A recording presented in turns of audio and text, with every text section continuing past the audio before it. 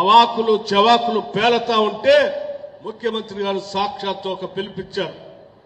అయ్యా, నీకు నిజంగా ప్రజల పట్ల ఏమాత్రం బాధ్యత ఉన్నా, ప్రజల పట్ల ఏమాత్రం నిబద్ధత ఉన్నా, మీరు 10 సంవత్సరాలు పాలించామని చెప్తా ఉన్నారు, మేమేదో బాగా చేయలేదని చెప్తా ఉన్నారు.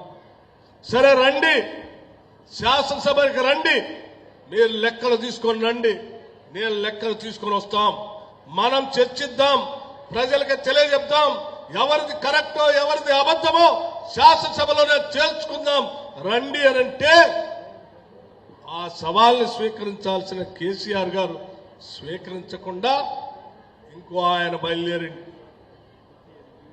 నేను వస్తాను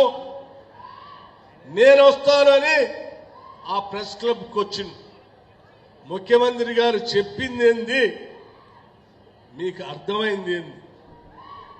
ముఖ్యమంత్రి గారేమో ఆనాటి మాజీ ముఖ్యమంత్రి గారిని శాసనసభకు రండి అని సవాల్ ఇస్తే ఆయన్ని మీరేమో శాసనసభకు రానియకుండా మేమున్నాంలే అని అక్కడికి ప్రెస్ క్లబ్కి వచ్చి నేను సవాల్ స్వీకరిస్తున్నాను, వెయిట్ చేస్తున్నాను అంటే ఈ రాష్ట్ర ముఖ్యమంత్రి ప్రెస్ క్లబ్లోకి వచ్చి సవాలు విసిరేటటువంటి పెద్ద మనిషి రాకుండా ఎవరు పడితే వాళ్ళు వచ్చి మీరు రండి చర్చిద్దామంటే ఎస్, ముఖ్యమంత్రి గారు స్పష్టంగా చెప్పారు. నిజంగా మీకు సవాలు స్వీకరించాలని ఆలోచన కానీ లేకపోతే మీరు చెప్పింది నిజమని మీరు నమ్ముతా ఉంటే శాసనసభకు రండి, మేము లెక్కలతో సహా ఈ ముఖ్యమంత్రి ఈ రాష్ట్ర ప్రభుత్వం నిరూపించడానికి సిద్ధంగా ఉందని చాలా స్పష్టంగా ఈ సభ నుంచే రాష్ట్ర ప్రజలందరికీ తెలియజెప్పే కాదు ఆ టీఆర్ఎస్ నాయకత్వానికి కూడా చెప్తా ఉన్నాం.